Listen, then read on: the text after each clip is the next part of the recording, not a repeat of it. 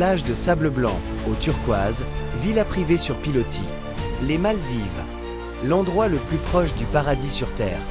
C'est ce que vous montrent les influenceurs, les agences de voyage et les magazines de luxe.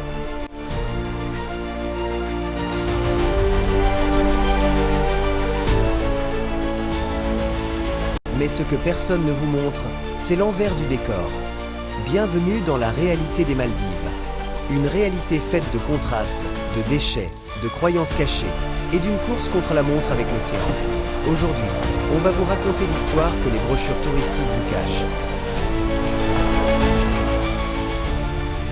Pour comprendre les Maldives, il faut d'abord oublier l'image de l'île déserte. 40% de la population vit sur un seul atoll, Malé. C'est l'une des capitales les plus denses au monde. Ici, il n'y a pas de place pour le rêve. Et ce manque d'espace pose un problème colossal. Que faire des ordures?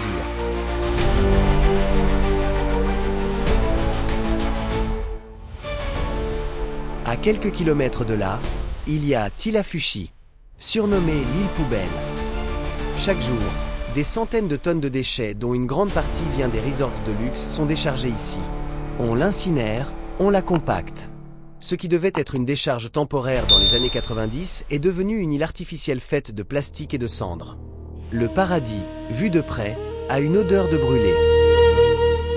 Aux Maldives, il y a deux mondes qui coexistent sans jamais se croiser. On appelle ça la politique de la Resort Island. La loi maldivienne a créé une séparation stricte. Les îles touristiques d'un côté, les îles locales de l'autre. Dans les resorts, l'alcool coule à flot, les maillots de bain sont de rigueur, et la liberté est totale. Mais la majorité du personnel qui vous sert ces cocktails n'est même pas autorisé à y loger. Ils font des heures de bateau chaque jour pour rentrer sur leurs îles, où l'alcool est strictement interdit, où le code vestimentaire est modeste, et où la charia islamique est appliquée. Deux poids, deux mesures. Le luxe des uns repose sur le sacrifice de l'invisibilité des autres. Mais il y a un mensonge plus grave encore. Celui de la mer. On vous vend des fonds marins d'une richesse incroyable. Sauf que depuis 1998, les Maldives ont subi plusieurs épisodes massifs de blanchissement des coraux. À cause du réchauffement des eaux, jusqu'à 70% des coraux de certains atolls sont morts. Beaucoup de resorts de luxe ont dû recourir à des pompes à sable pour recréer artificiellement les plages qui s'érodaient, ou pour cacher les récifs détruits. Le mythe de l'éco-resort est souvent ce qu'il est. Du greenwashing. L'écosystème des Maldives est aux abois, rongé par l'acidification des océans. Et si tout cela n'était qu'éphémère? Les Maldives sont le pays le plus plat du monde. L'altitude maximale est de 2,4 mètres. Avec la montée du niveau de la mer, les scientifiques estiment que d'ici 2050, voire la fin du siècle, la majeure partie de l'archipel sera submergée.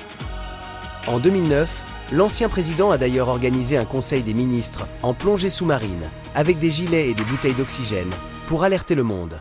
Les Maldiviens sont peut-être les premiers réfugiés climatiques de l'histoire. Le gouvernement a même commencé à économiser pour acheter des terres en Inde ou en Australie, pour reloger sa population quand l'eau aura tout englouti.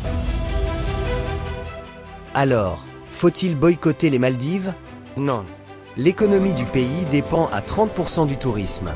Sans les voyageurs, c'est tout un peuple qui s'effondre. Mais il est temps de changer notre façon de voyager. Au lieu de donner 5 000 € par nuit à un resort international qui rapatrie ses bénéfices, allez sur les îles locales. Logez chez l'habitant, mangez dans des petits restaurants de rue, soutenez l'économie locale. Voyez les Maldives pour ce qu'elles sont. Un pays avec une culture, une foi, et des hommes et des femmes qui luttent chaque jour pour sauver leur terre, et non pas juste un décor pour votre profil Instagram. Le paradis n'est pas un hôtel 5 étoiles. Le paradis, c'est une réalité qu'il faut apprendre à voir. Et vous, vous étiez au courant de tout ça? Dites-le moi en commentaire.